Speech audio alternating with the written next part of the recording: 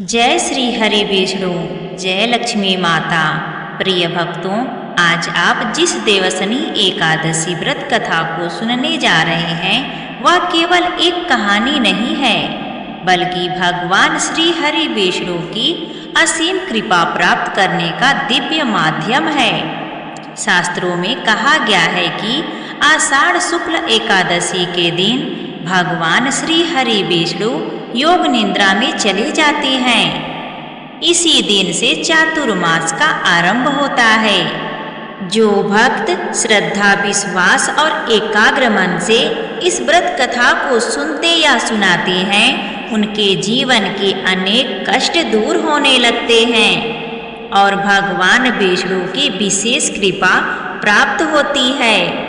कथा शुरू होने से पहले आप सभी से एक छोटी सी विनती है।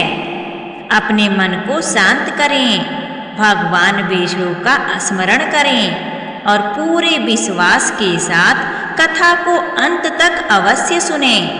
कहा जाता है कि जो भक्त कथा को बीच में छोड़ देता है वह उसके पूर्ण आध्यात्मिक फल से वंचित रह सकता है। इसलिए पूरी श्रद्धा और धैर्य के साथ इस कथा को पूरा सुनें। यदि आपके मन में कोई चिंता, आर्थिक परेशानी, पारंपरिक कला, संतान की चिंता, स्वास्थ्य संबंधी कठिनाइयां या किसी कार्य में बार बार बाधा आ रही है तो भगवान श्री हरि के चरणों में अपनी प्रार्थना अर्पित करें।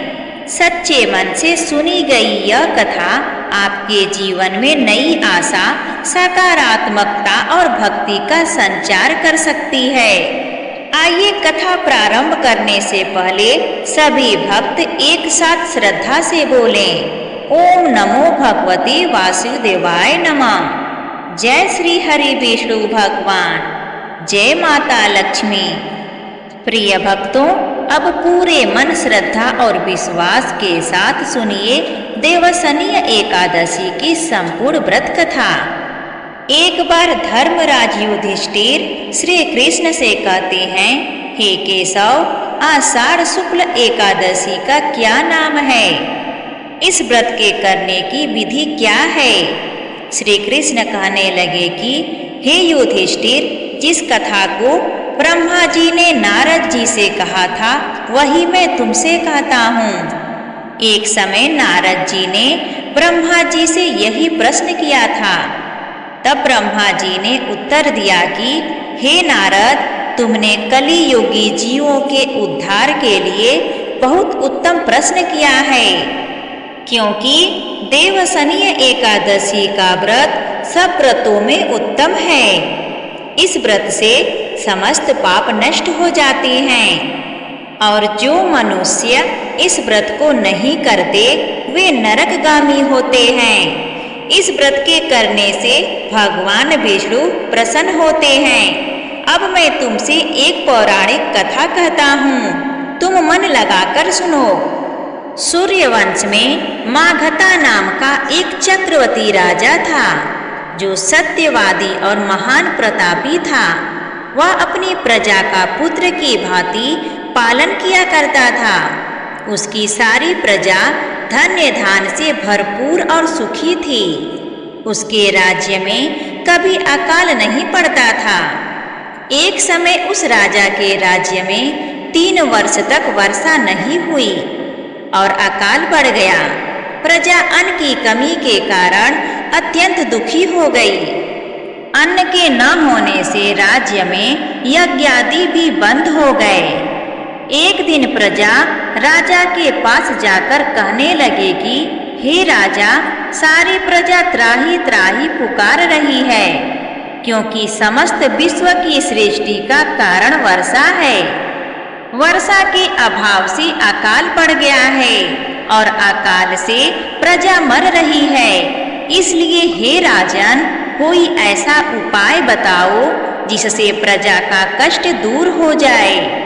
राजा माघवता कहने लगे कि आप लोग ठीक कह रहे हैं, वर्षा से ही अन्न उत्पन्न होता है और आप लोग वर्षा न होने से अत्यंत दुखी हो गए हैं। मैं आप लोगों के दुखों को समझता हूँ। ऐसा कहकर राजा कुछ सेना साथ लेकर वन की तरफ चल दिया।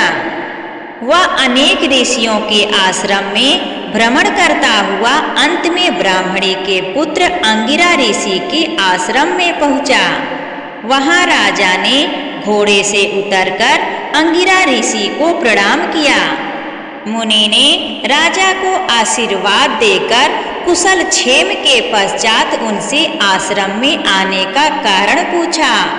राजा ने हाथ जोड़कर विनीत भाव से कहा कि हे भगवान, सब प्रकार से धर्म पालन करने पर भी मेरे राज्य में अकाल पड़ गया है। इससे प्रजा अत्यंत दुखी है। राजा के पापों के प्रभाव से ही प्रजा को कष्ट होता है। ऐसा शास्त्रों में कहा गया है, जब मैं धर्म अनुसार राज्य करता हूँ तो मेरे राज्य में अकाल कैसे पड़ गया, इसके कारण का पता मुझको अभी तक नहीं चल सका। अब मैं आपसे इसी संदेश को निवृत्त कराने के लिए यहाँ आया हूँ।